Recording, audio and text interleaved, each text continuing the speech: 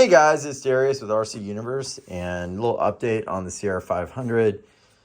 Still waiting on the plastics from UFO, but I've been going through her and with some aluminum brightener and all the good little processes, she is just turning into quite a dime piece. And again, man, I am so grateful for this bike and that the owner decided to sell it to me.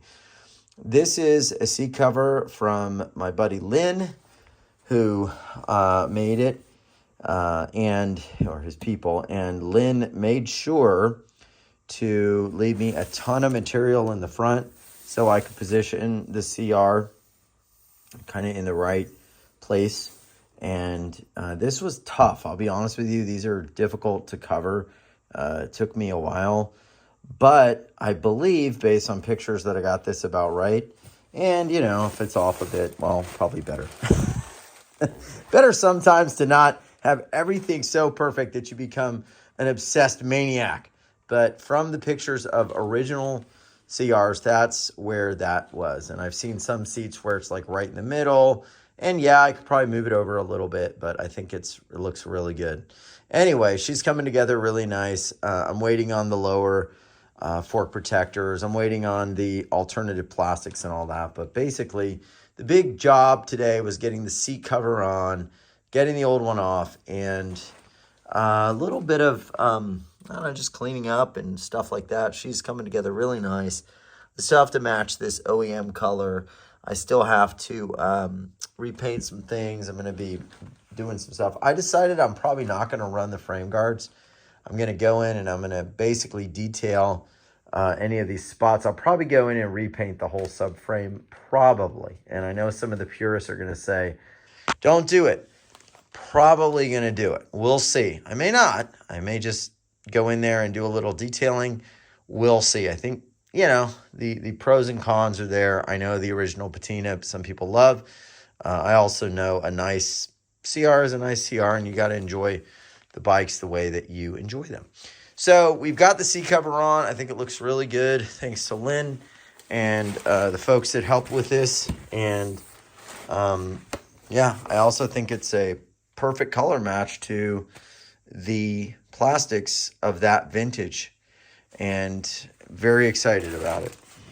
The other side basically is the same. You've got the R on that side, kind of leading from the back, I guess.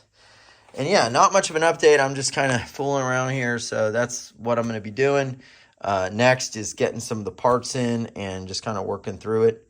But that's it. And yeah, the rest of the garage is kind of quiet today. Nothing much going on. Just a huge mess of staples everywhere and burnt hands from, oh, there we go. Nice blister from the lovely Ryobi heat gun.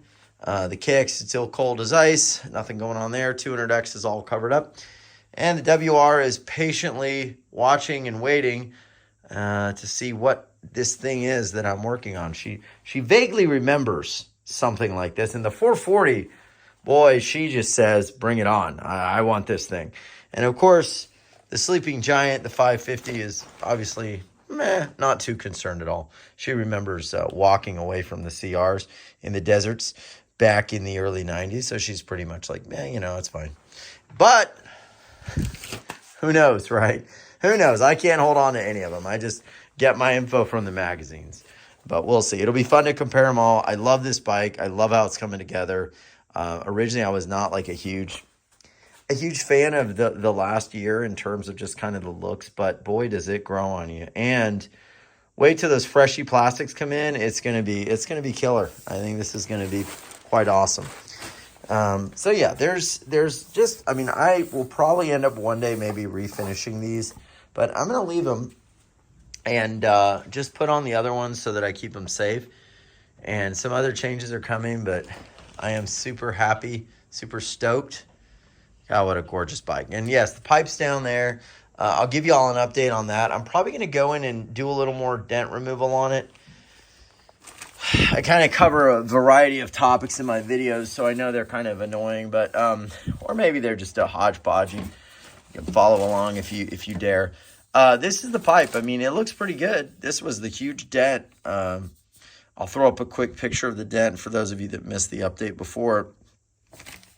So the only time you really see this is kind of at just a kind of an angle like that. That's about it. It's really not terrible, but boy, it'd be nice just if you're gonna do this, just to pop that one out right there, and then that's it, right? So I'm thinking a little more work on it would be great. I'm also gonna get some different paint. I got that barbecue grill paint, I guess. And that stuff, while it's really nice, it has kind of a gray undertone. So the high heat motor paint or high heat exhaust paint from, I think it's VHT, those have like a black charcoal type of undertone versus this kind of gray. And you can see the OEM color is a lot more of that black undertone, whereas that's the gray. And I don't really want the gray. So we're going to keep working on this. This is the setup that I use, and it works pretty darn well. But, you know, more pressure would be appreciated if I could get some more and really blow it out. So that's about it. She's looking good. I'm stoked. I still can't believe it's in my garage. It's just such a beautiful bike. And, you know, for those of you that are new to the channel, I am no stranger to the Hondas. I got an 84 ATC 2DR, and I've got this thing, which is kind of the prized possession of many, all under wraps. I don't know if I can show y'all here. This is an 86 ATC 250R, which is just a dime piece. I bought this about 20 years ago, and if I told you how much, you'd probably flip over and freak out. Literally $2,200, and now these are very, very sought after. So the thing about the Hondas to me, I've got also two 350Xs that are in storage. The thing about the Hondas to me, and also I have a 200X back there.